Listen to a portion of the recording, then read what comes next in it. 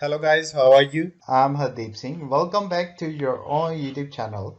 IELTS updates and recent exams. For more updates related to recent IELTS exam writing test topics, listening, reading, practice test, and speaking, you got guesswork. Please, guys, participate in everyday listening and reading practice test to achieve your desired band score in your actual IELTS exam.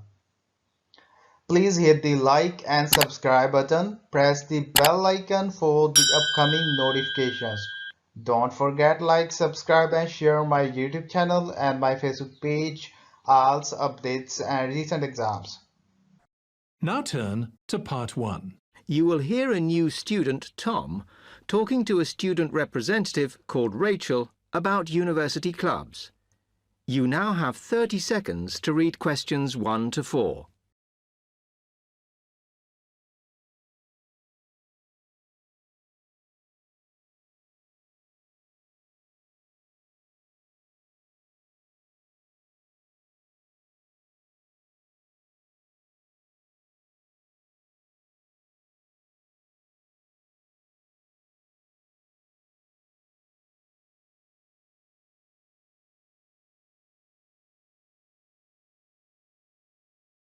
Hi, welcome to Freshers Week. I'm Rachel. Can I help you? Oh, hi. Yes, I was hoping to find out about some clubs I could join. Well, all the club stands are here in this hall. What were you interested in? Not sure. I wanted to do something where I could meet people. Well, take this leaflet with details of all the clubs and see what you think. Oh, It'll probably depend on what day you're free. Like on Mondays, there's the film club. Then on Tuesdays, you've got the climbing club. That's really good. I'm in that. Then on Wednesdays, you've got chess, if you want something a bit more intellectual. But you should look through carefully because all the clubs run extra activities as well as their normal meetings. oh yes, I see. So it looks like the film club has discussions after the films. I'd quite like to go to those. Then climbing. Goodness. It says here that the university has its own climbing wall. That's impressive. And they go on weekend trips. Cool. And it says the chess club normally just does games with whoever turns up. But it also runs competitions sometimes. But I bet you've got to be pretty good to do that. Yes, I think so. And how many people are in the clubs? Are they all really full? Well, obviously they're all different. So, for example, the film club has just increased its membership from 85 to 125. But I think they're hoping to extend it to 150. The climbing club's quite small, 40 people. And the chess club is fairly healthy at 55. Right. Okay. So who do I see if I want to join these clubs? Well, if you go round the stands and speak to the people there, for the film club, that's the events organiser. For climbing, you'll need the club secretary, and the chess club is organised by one of the maths tutors. OK? Yep. I think I'll start with the climbing club. It sounds good. Oh, well, as I said, I'm in that, so I might be able to help you a bit. You now have 30 seconds to read questions 5 to 10.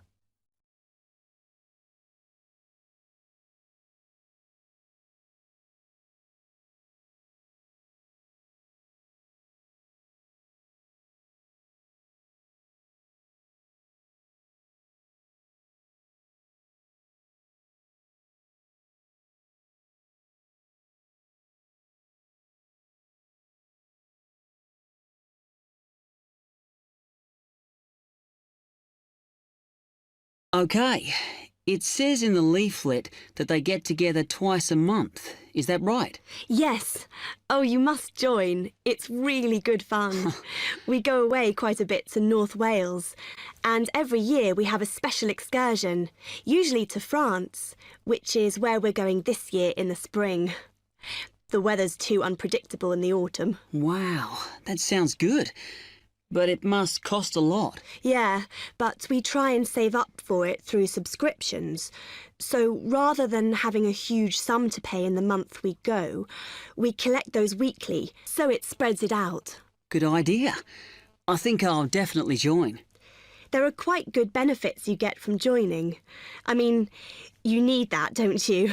And the university clubs normally try and do deals with local businesses, so it's really worth joining. Like in the climbing club, they've got a special arrangement with one of the shops in town. So if you show your card, you can get money off equipment. Don't think the discount extends to clothes, though. That's really worth it then. I'll go over and talk to them now. OK. Hope you do join. Oh, and another thing I meant to say. If you do become a member, you automatically receive a magazine once a year. It's quite useful and interesting because it goes out to all the national climbing clubs. And the other thing is, if you come to every session, then you can get a complimentary ticket to the big exhibition that's held in Cardiff every year. So, hope to see you. Yeah, well, thanks a lot for your help. That is the end of part 1. You now have 1 minute to check your answers to part 1.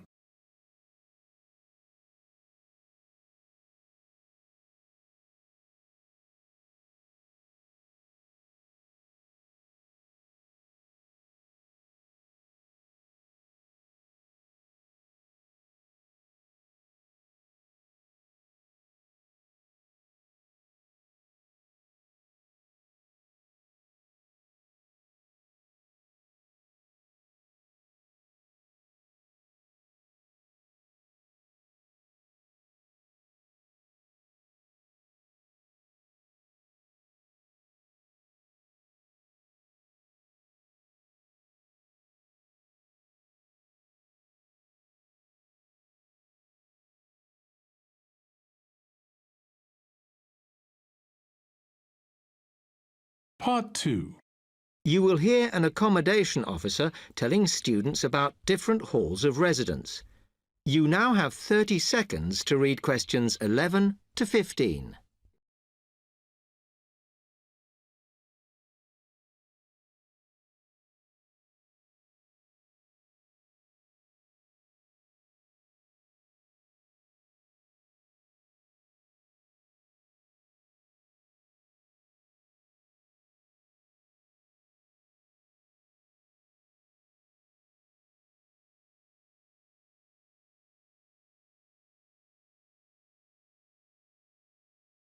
Good afternoon, and welcome to Stanton University. I'm here to tell you about the various halls of residence we have available, should you choose to come here. We aim to offer accommodation in halls to all first-year students, and you'll find there's a good variety to choose from. First of all, there's Brown Hall, which, as you'll see, is not the most modern of buildings, but it is very popular with some students. It's got a good sense of community, some nice refurbished kitchens, and unlike the other halls, it has recently had a gym built in its basement.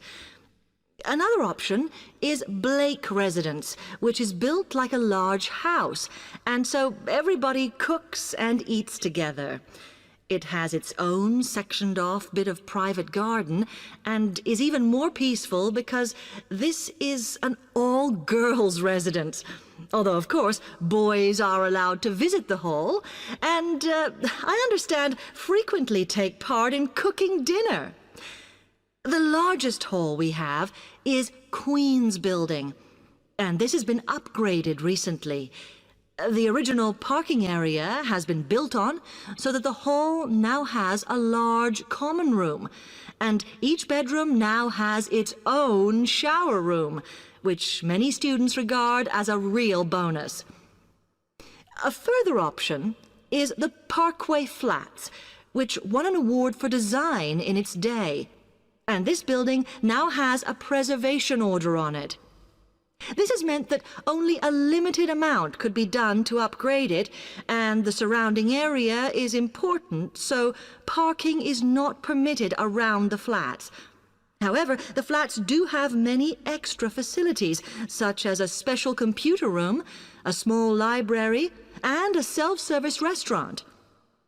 The cost of breakfast, lunch, and dinner is covered in the fees for this hall, so it does look a bit more expensive. The last residence we can offer you is Temple Rise, which again is slightly more expensive than other halls as the rooms are larger. This has got very lovely views across to the coast, and this more than compensates for the fact that bathrooms here are shared between 6 students. However, the hall has domestic staff who clean the rooms once a week, so this is perhaps an attractive option for the messier amongst you. You now have 30 seconds to read questions 16 to 20.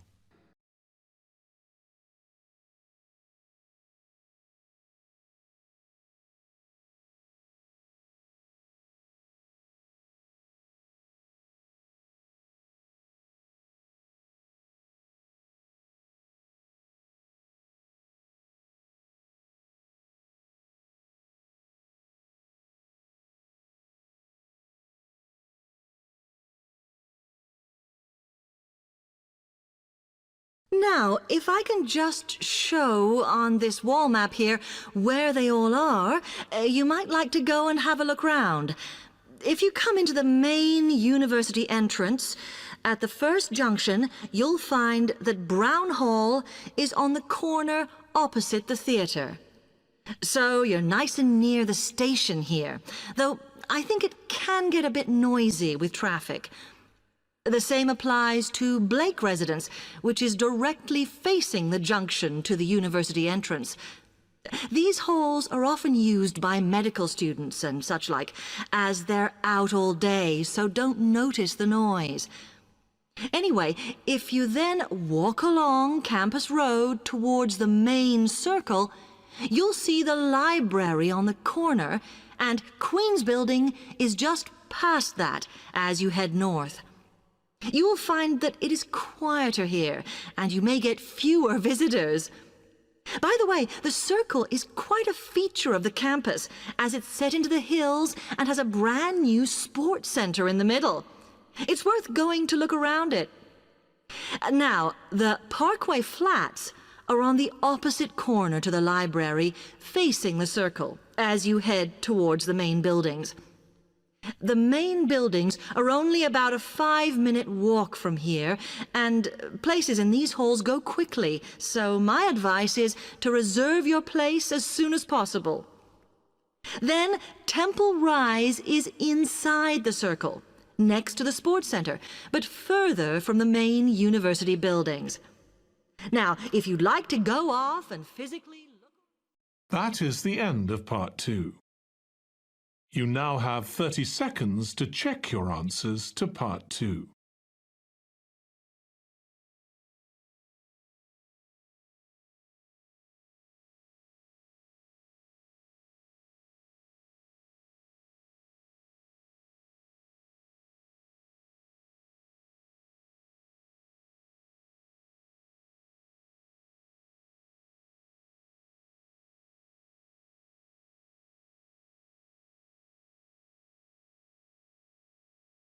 Part 3. You will hear 2 students, Jenna and Marco, discussing a business studies project they have to do. You now have 15 seconds to read questions 21 to 24.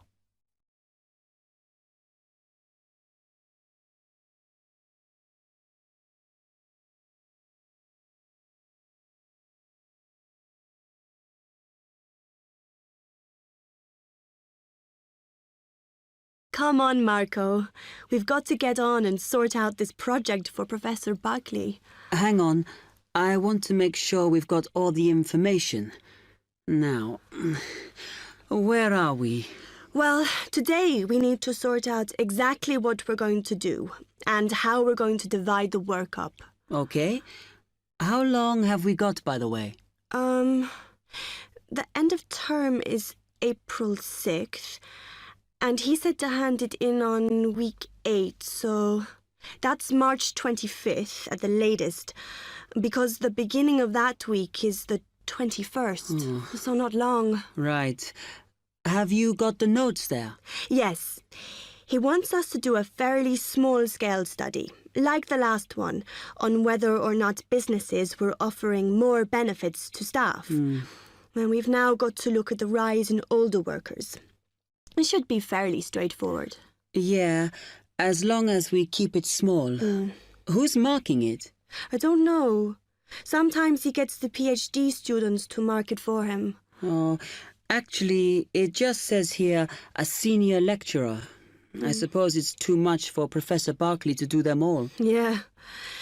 Anyway, how are we going to go about this? Well, we have to decide how big we want it to be and who Yeah, but I think we must sort out a timetable for the project. Otherwise, nothing will get done. Okay. Do you want to do that? All right. I'll do it as soon as we finish here. You now have 15 seconds to read questions 25 to 30.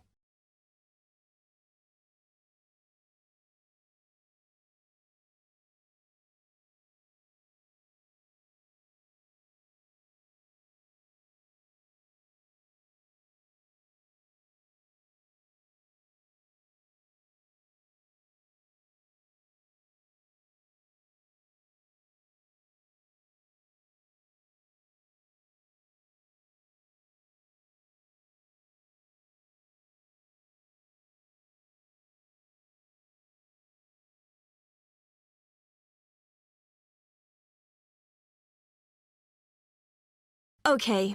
What do we have to do now for the project? What's the best way to go about it? Well, Professor Carter suggested we set up a focus group to get some in-depth interviews, but I think that'll take a lot of time. Yeah, I agree. If we did a focus group, we'd have to spend time deciding who to include in it, and it's not necessary to do one anyway. Oh, fine. And if you agree, I think we should get in touch with the businesses on the list Professor Carter gave us and ask them if they're prepared to participate. Sounds good.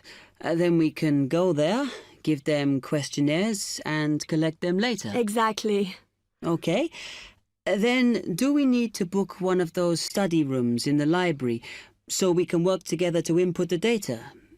Perhaps not, as I guess just one of us could just sort it out actually. Yes, that would be easier. A lot of what we're doing is qualitative, so it'll be writing up rather than statistics. No software for that, I'm afraid.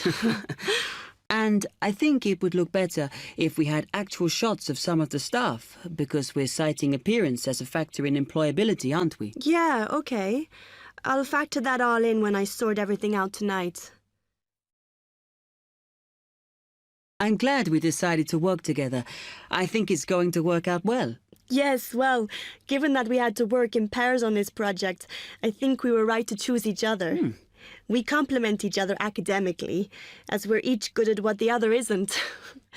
In fact, we should have tried working together before. Yes. Now, how shall we split the work? I'll do the analysis, shall I? Oh, okay. It's just that it might be faster, because I'm used to doing it. Although your English is better than mine. I need more practice at reading, really. Okay, I'll do the presentation then, if that's okay with you. Yeah, sure. I don't mind speaking in public, but I hate preparing all the notes for them.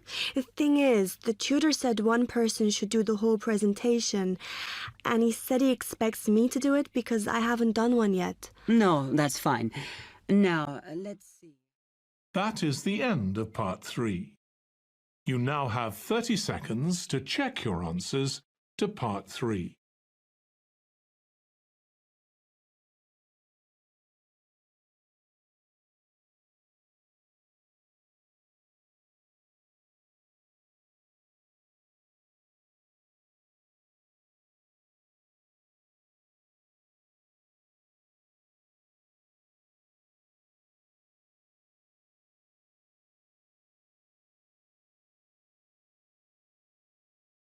Part 4. You will hear a media studies tutor giving a lecture about news sources. You now have 30 seconds to read questions 31 to 40.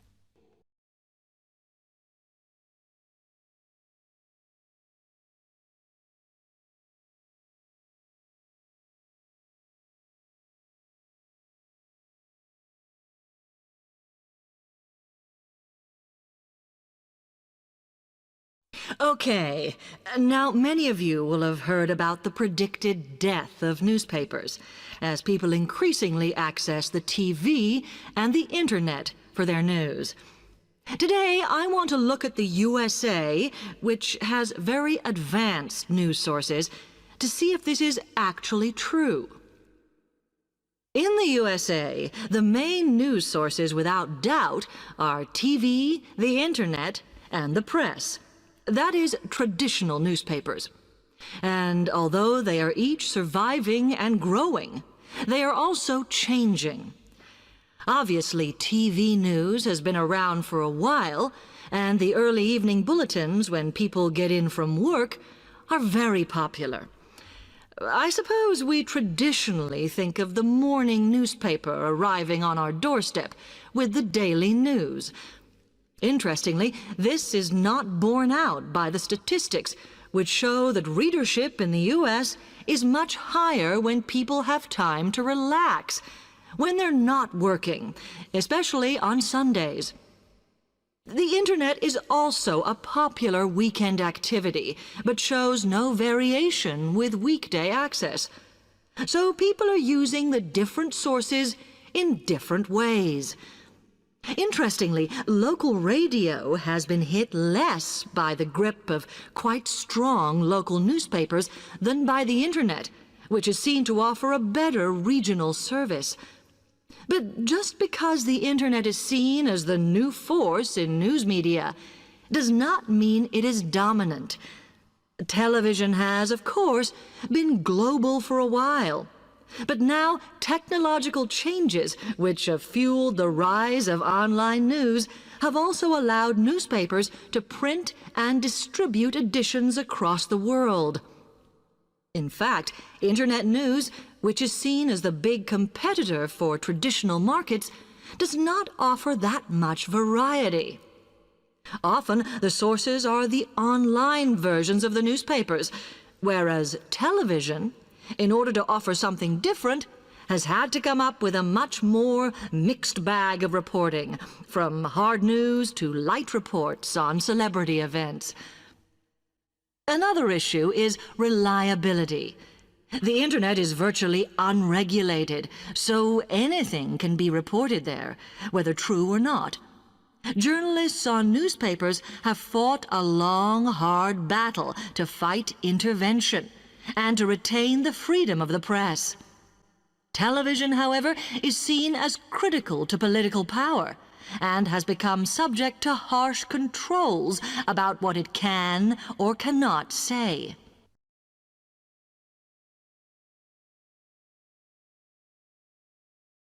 Now, one very critical factor in keeping newspapers alive and well in the USA has been their approach to advertising. Obviously, newspapers are heavily dependent on advertising revenue, and they have become more and more imaginative in what they offer, in order to make sure that advertisers use them and not other news sources. This has meant that, contrary to popular belief, newspapers now have a significantly higher profit margin than the rest of American industry. So, how have they managed to raise advertising revenue in this way?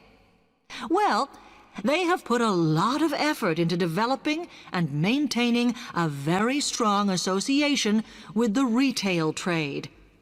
And they've come up with a winner. A critical tool in their sales plan has been suggesting that the adverts they run can have vouchers.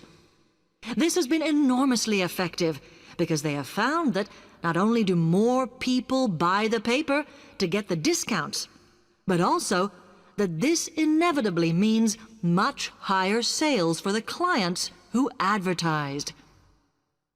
As well as doing this, the newspapers have also introduced aggressive sales campaigns over the last few years. This has resulted in a significant and continuing rise in the number of advertisers prepared to pay the extra for full-page ads. So, what I would like to move on to... That is the end of part 4. You would now have 10 minutes to transfer your answers to the answer sheet. So guys, don't forget like, subscribe and share my YouTube channel and my Facebook page. IELTS updates and recent exams. For more updates related to recent IELTS exam writing test topics, listening, reading, practice test and speaking, you got guesswork. Please guys, participate in everyday new IELTS listening and reading practice tests to achieve your desired band score in your actual IELTS exam. For more IELTS material, visit my official website www.ieltsupdatesandrecentexams.com. The link is given below in the description. If you need PDF files of latest IELTS material, then please join my Telegram channel. So guys, please write your score below the comment section. Again, thanks for listening. God bless you all guys. Stay tuned, stay safe.